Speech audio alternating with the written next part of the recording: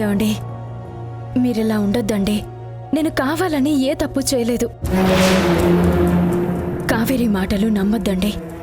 మీకిష్టం లేదని తెలిసి కూడా సూర్యకి ఫోన్ చేసి ఎందుకు రమ్మంటాను? ఆయనతో కలిసి హాస్పిటల్కి ఎందుకు వెళ్తాను? కానీ జరిగింది అదే కదా. అనుకోకుండా జరిగిందే తప్ప కావాలని వెళ్ళలేదండి. ఏదైనా కానీ నిన్నెలా చూసుకోవాలో చెప్పడానికి వాడేవాడు. అంటే భార్య మీద నా కేరింగ్ లేదనుకుంటున్నాడా, లేక నేను కేర్లెస్గా ఉంటున్నానని కామెంట్ చేస్తున్నాడా? అతను అన్ని మాట్లాడడానికి కారణం ఎవరు? కోప్పడకండి. సూర్య మిమ్మల్ని అవమానించడానికో నిందించడానికో అలా మాట్లాడలేదు. ఒక సలహా ఇచ్చినట్టు చెప్పారు. కోపంలో ఉండడం వల్ల మీరు అపార్థం చేసుకుంటున్నారు. అంటే మనుషుల్ని అర్థం చేసుకోవడం నాకు రాదంటావా? సూర్యకు మాత్రం అన్నీ తెలుసు.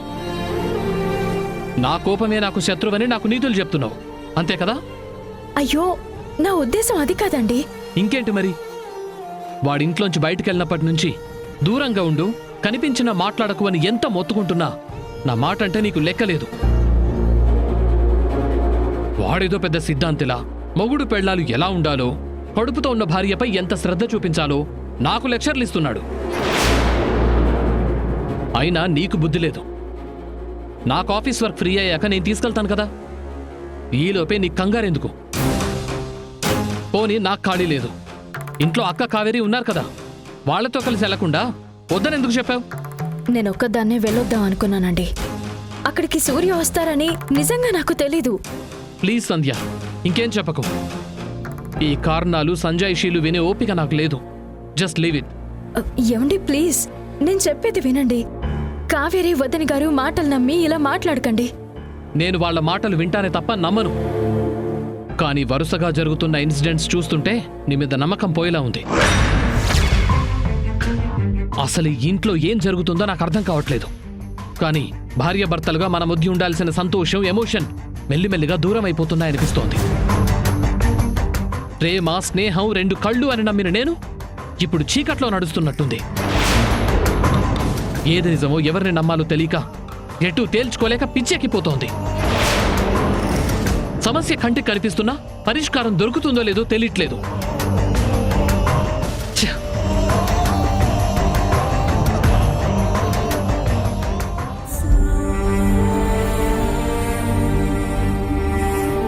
అక్క, ఇన్ని రోజులు నువ్వే నిర్ణయం తీసుకున్నా అన్ని రకాలుగా ఆలోచిస్తావు, అందరి మంచి కోసం తప్పిస్తావనుకున్నాను. కానీ ఇప్పుడు మాత్రం నీ మీద చాలా కోపం వస్తుంది. నువ్వు దేని గురించి మాట్లాడుతున్నావు దీపా? ఏం తెలియనట్టు అడగొద్దు. నీకు నిజంగా కృష్ణకుమార్ మీద ఇష్టం ఉంటే మాట వరుసకైనా నాకు చెప్పేదానివి. కానీ సడన్ గా ఇలాంటి డెసిషన్ తీసుకున్నావంటే దాని వెనక ఏదో బలమైన కారణం ఉంటుంది. అదేంటో చెప్పక్క. నేను ఇష్టపడి పెళ్లి చేసుకుంటున్నాను, అంతకు మించి వేరే ఏ కారణం లేదు. నువ్వు కోపంగా మాట్లాడినంత మాత్రాన నువ్వు చెప్పేది నిజమని నేను నమ్ముతాననుకుంటున్నావా? నువ్వేంటో నీ మంచితనం ఏంటో నాకు తెలుసక్క. డిగ్రీ చదువుతున్న నేనేం చిన్నపిల్లని కాను.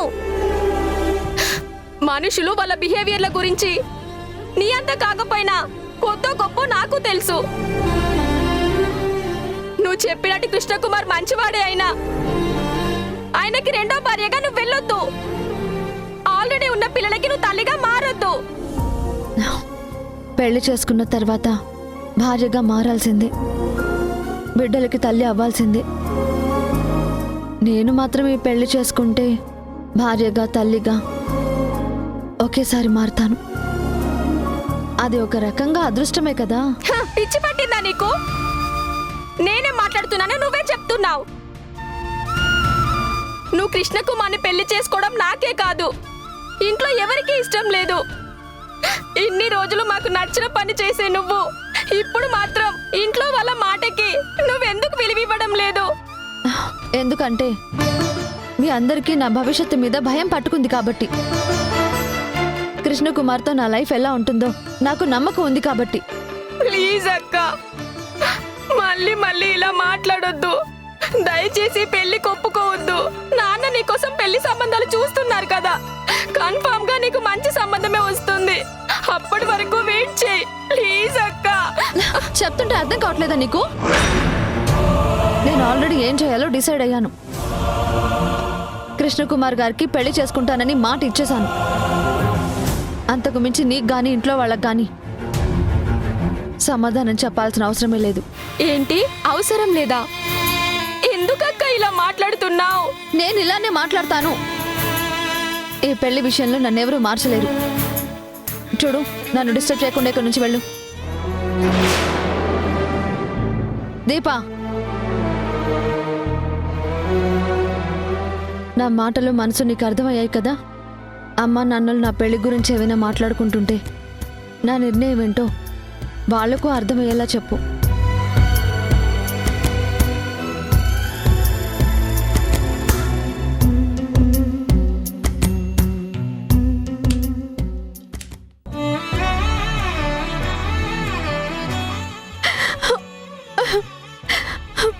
నా గురించి ఇంతగా ఆలోచిస్తున్న నిన్ను బాధ పెడుతున్నందుకు ఐఎమ్ సారీ దీప. కృష్ణకుమార్ని పెళ్లి చేసుకోవడం నాకు కూడా ఇష్టం లేదు. కానీ నీ భవిష్యత్తు కోసం, ఇంట్లో వాళ్ళ బాధ్యత తీరడం కోసం నాకు తప్పట్లేదు.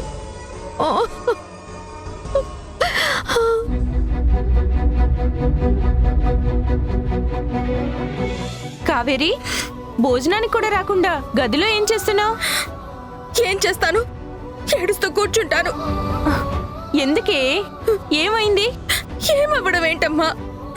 నాతో కాపురం చేయడం నేరం, పిల్లల్ని కిరడం పాపం అన్నాడు. ఏ భర్త అయినా భార్యతో అలా మాట్లాడతాడా? అందులోనూ పిచ్చిదానిలో ప్రేమించి పెళ్లి చేసుకున్న నన్ను అలా అనొచ్చా? ఆ మాటలు మర్చిపోవాలని ఎంత ట్రై చేస్తున్నా మళ్ళీ మళ్ళీ గుర్తొచ్చి ఏడుపు వచ్చేస్తుందమ్మా. ఏడవకు తల్లి, అల్లుడు కోపంలో ఏదో అలా. ఎంత కోపం ఉంటే మాత్రం అంత ద్వేషంగా మాట్లాడతారా? అనవసరంగా ఫోన్ చేశాను. నువ్వు వద్దన్నప్పుడే మానేయాల్సింది. ఏం చేస్తాంలే, ఇలాంటి మాటలు పడాలని రాసి పెట్టుంది. అంతా ఆ సంధ్య వల్లనే, లేదంటే అల్లుడికి నీ మీద ఇంత కోపం ఉండదు. ఆవిడ గారి వల్లే అయినప్పుడు ఆవిడ్ని ఏదో ఒకటి చెయ్యాలి కదా. ఊరికి నా దగ్గర మాత్రం దాన్ని వదిలిపెట్టను, డోస్ పెంచుతాను అని సోది మాటలు చెప్తావు. సోది కాదే, సరి అయిన సమయం రావాలి కదా. అసలే తన పైన మామయ్య ప్రేమ తగ్గుతున్న స్టేజిలో ఉంది. మనం కొంచెం ఓపికతో ఉంటే సంధ్య బయటికి పోవడం ఖాయం. ఏమోనమ్మా, నాకు ఆ నమ్మకం లేదు. ఈ రోజు నా మొగుడు మాటలు విన్నాక ఆవిడ గారు పోయినా ఆయన మాత్రం ఇంటికి రాడనిపిస్తుందమ్మా. అతను రాకపోతే నువ్వెళ్దో గాని. లేదమ్మా, నాతో పెళ్ళే నేరం అన్న తరువాత అది కూడా కుదరదేమో అనిపిస్తుంది. పెళ్లికి ముందు నేను చూసిన సూర్య ఇలా లేరు. చాలా మంచితనంతో, చిన్న చిరునవ్వుతో, క్యూట్ గా, స్వీట్ గా ఎంత బాగుండేవారు. మాట్లాడడం కాదు కదా, ఎదురుగా నిలబడాలంటేనే సిగ్గొచ్చేది. కానీ ఇప్పుడు మా ఆయనకి నా మొహం చూస్తేనే కాదు, నా మాట వింటేనే అసహ్యం పుడుతుంది. ఆయనతో కోపం లేకుండా మాట్లాడాలి, టైంకి తింటున్నారో లేదో అని అడగాలని ఎన్నిసార్లు అనుకుంటానో. కానీ ఫోన్ చేస్తే ఎక్కడ ఆవిడ గారి గురించి అడిగి నన్ను బాధ పెడతారు అని ఎన్నిసార్లు ఏడ్చానో లెక్కలేదమ్మా. ఆవిడ మీద గౌరవంతో, మా ఆయన మీద కోపంతో ఆ రోజు రమ్మంటే వెళ్ళలేదు. నా కోపం ఎంతోసేపు ఉండదని ఆయనకి మాత్రం తెలీదా? ప్రేమగా ఒక్కసారి ఫోన్ చేసి ముద్దు ముద్దుగా మాట్లాడితే నేనెందుకు కరగను? నా బతుక్కి ఓ ముద్దు లేదు, ఓ ముచ్చట లేదు. నాతో సంసారమే పాపం అంటుంటే ఇక కాపురం ఎలా చేస్తానమ్మా? నా మొగుడు నా కోసం రాకపోయినా, నన్ను ప్రేమగా ఇక్కడి నుంచి తీసుకెళ్ళకపోయినా నేను మాత్రం ప్రాణాలతో ఉండనమ్మా. కావేరి, ఒంటరిగా బ్రతకడం కన్నా చావడమే నయమమ్మా. కావేరి, ఏంటా మాటలు? ఊరుకో, ఇంట్రా. నా గోడు, నీ ఏడుపు ఏ దేవుడికి వినిపించడం లేదు. అందుకే నీ బ్రతుకు ఇలా నాశనం అవుతుంది. ఎప్పుడు కరుణిస్తాడో, ఎలా తగ్గబెడతాడో. పాపం కావేరి, సూర్య మీద ఎంత కోపం ఉందో అంతకు మించి ప్రేమ ఉంది. సూర్యతో మాట్లాడితే కానీ ఈ సమస్య పరిష్కారం కాదు.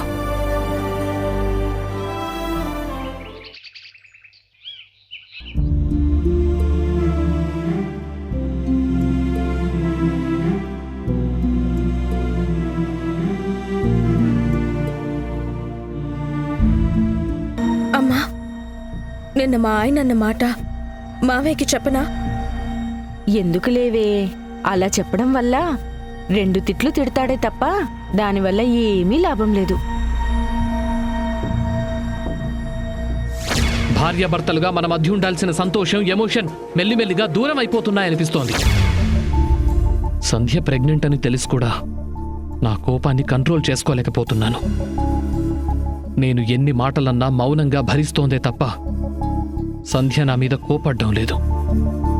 ఇక నుంచైనా అన్నీ మర్చిపోయి తనతో నార్మల్గా మాట్లాడాలి.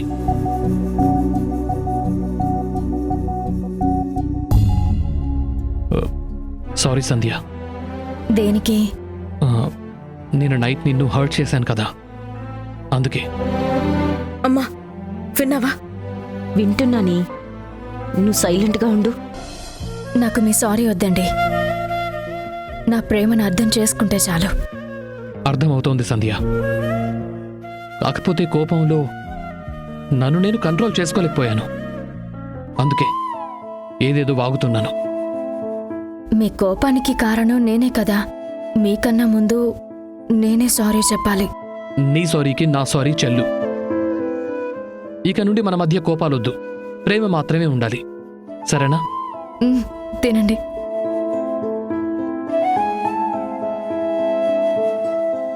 లేదంటే కొన్ని నెలల తర్వాత పుట్టబోయేవాడు నన్ను ఎగురెగురు తంతాడు.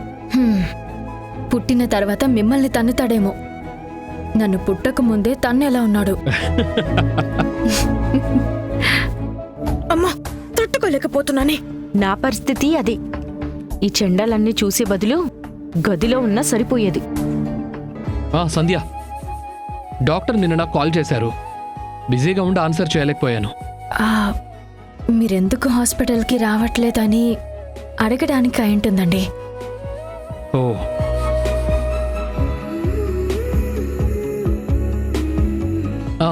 ఆ ప్రిస్క్రిప్షన్ ఏదో ఇవ్వు సంధ్య, నేను టాబ్లెట్స్ తీసుకొస్తాను. ఆల్రెడీ హాస్పిటల్లో తీసుకున్నానండి. ఫ్రూట్స్ ఉన్నాయా? ఏమైనా తీసుకురావాలా? ఏం వద్దండి. ఏమన్నా కావాలంటే ఫోన్ చేయి, ఆఫీస్ నుంచి వచ్చేటప్పుడు తీసుకొస్తాను. సరేనండి.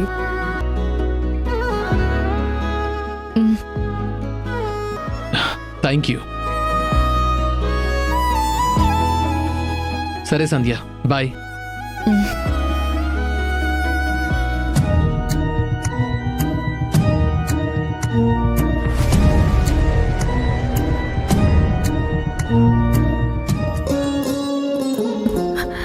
అయ్యో, సూర్యని రమ్మని ఫోన్ చేశాను.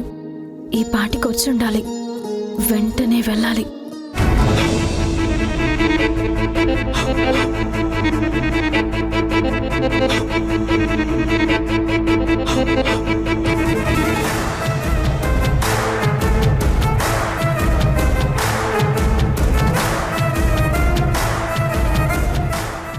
అమ్మా, నాకేదో తేడా కొడుతుంది. చూసొస్తానుండు.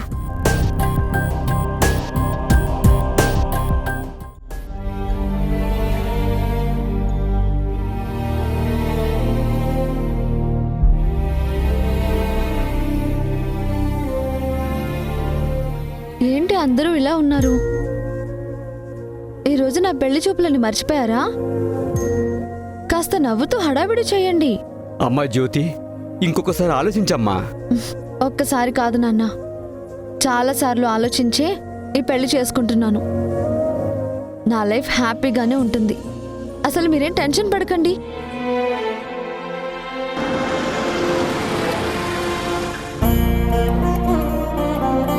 అదిగో పెళ్లి వాళ్ళు వచ్చినట్టున్నారు. నేను లోపలికి వెళ్తాను.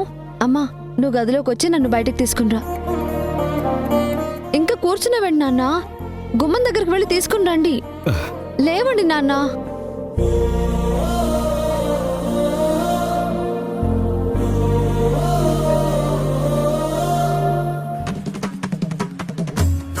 నమస్కారం అండి. నమస్కారం అండి. నా పేరు కృష్ణకుమార్. నేనే పెళ్లి కొడుకుని. రండి రండి, కూర్చోండి. అబ్బా, కూర్చోండమ్మా. నా భార్య సుశీల. నమస్కారం అమ్మా. నమస్కారం. నా చిన్న కూతురు దీప. హాయ్ దీప. మా అమ్మగారు. నమస్కారం అమ్మా. హాయ్ దీప. జ్యోతి ఎక్కడండి? కనిపించడం లేదు. ఏంటి సురేష్ గారు అంత కంగారు? ఫార్మాలిటీస్ ప్రకారం పెళ్లి చూపులు జరుగుతున్నాయి కదా, అందుకే పద్ధతిగా అత్తయ్య గారు వెళ్ళి తీసుకొస్తారేమో. అంతే కదండి? వెళ్ళి సుశీల.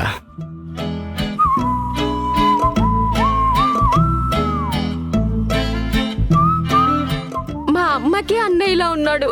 వీడు అత్తయ్య గారు మావయ్య గారు అనడం ఏంటో. చా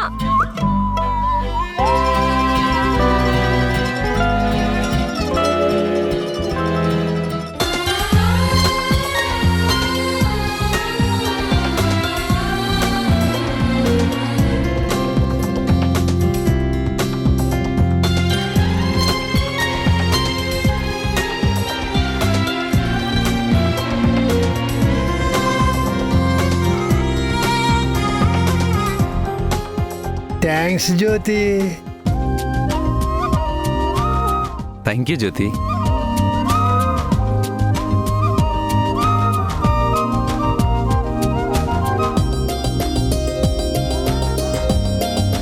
నారాయణ గారు, మీ అమ్మాయిని రెండో బారిగా పంపడం మీకు ఇష్టం లేదని తెలుసు.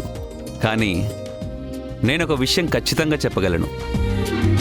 మా కృష్ణకుమార్ గారు మీ అమ్మాయికి ఏ లోటు లేకుండా ప్రేమగా చూసుకుంటారు.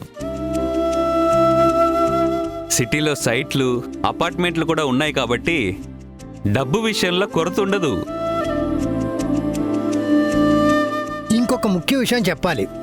మీ అమ్మాయి నాకు భార్య అయిన మరుక్షణం ఈ ఇంటి బాధ్యత కూడా నేనే చూసుకుంటాను.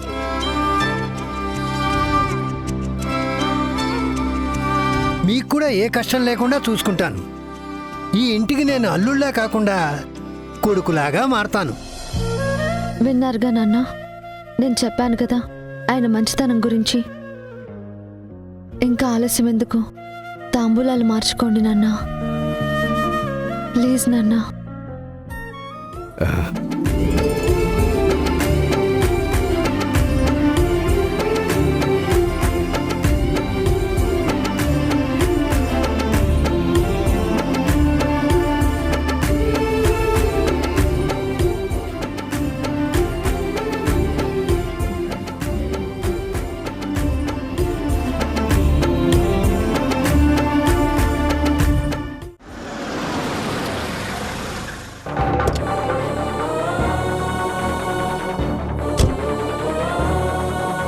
ఏంటి సంధ్య, అర్జెంటుగా ఫోన్ చేసి రమ్మన్నావు?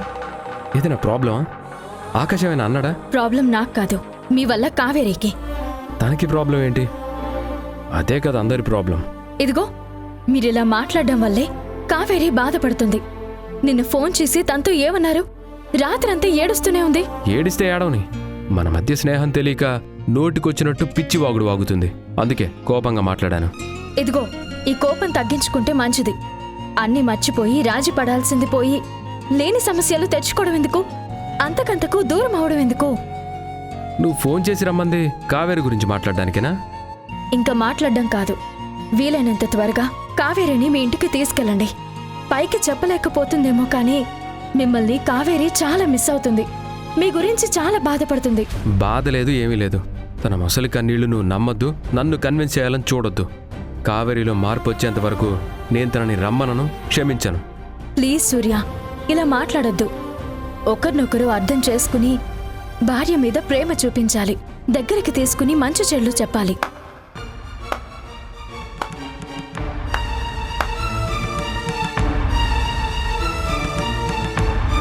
నువ్వు ఇంట్లో నుండి బిత్తరు చూపులు చూస్తూ బయలుదేరినప్పుడే అర్థమైంది ఇలాంటిదేదో ఉంటుందని. మీరేం చూస్తున్నారు? మీ మాజీ భార్య చెప్తుంది కదా, దగ్గరికి తీసుకొని మంచి చెడులు చెప్పండి. నేను చెప్పింది నీకోసమే కావేరి. సూర్యని వద్దు, రెడ్ హ్యాండెడ్ గా దొరికిపోయి మరీ కవరింగ్లు చెయ్యొద్దు. గుడి, బడి, హాస్పిటల్ అన్నీ అయిపోయాయి. ఆఖరికి మీ బాగోతం రోడ్డు మీద పెట్టారా? కావేరి, ఏంటి? ఎందుకు అరుస్తున్నారు? తాళి కట్టిన నన్ను చూడాలని ఒక్కసారి కూడా అనిపించలేదు, కానీ రోజుకొక్కసారైనా ఈవిడ గారిని కలవకుండా ఉండలేకపోతున్నారా? ఆయనంటే మగాడు, ఆడదానివే. నీకైనా బుద్ధి జ్ఞానం ఉండాలి కదా. కొత్త మొగుడున్నా పాత మొగుడు మీద ఇంత మోసేంటి నీకు? కావేరి, మాటలు అదుపులో పెట్టుకో. నన్ను కంట్రోల్ చేయడం కాదు, మీరు పద్ధతిగా ఉండడం నేర్చుకోండి. చూడు, మెడలో తాళి కట్టించుకున్నవాడు బయటికి వెళ్ళగానే నా మొగుడిని వెతుక్కుంటూ వస్తున్నావు. ఏం బతుకునిది? మొదటి నుండి నాకు పిచ్చి కన్ఫ్యూజన్ ఉంది. నువ్వు ఇద్దరు మొగుళ్ళతో కాపురం చేస్తున్నావు కదా, నీ కడుపులో బిడ్డకి తండ్రెవరు? నీ మొగుడా లేక నా మొగుడా? కావేరి,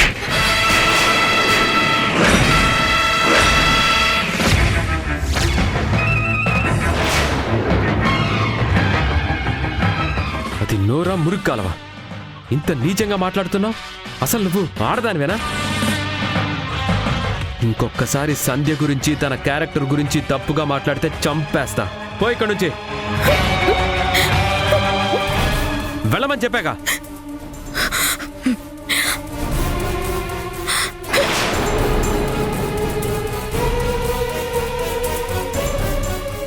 కావేరి ఏడుస్తూ వెళ్ళింది. ఆయనతో ఏం మాట్లాడుతుందో, ఇది ఎంత పెద్ద గొడవ అవుతుందో.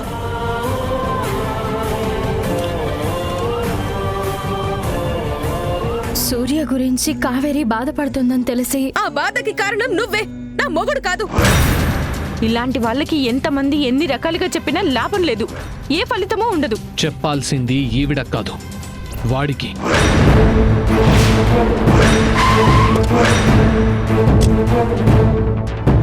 సూర్య, సూర్య,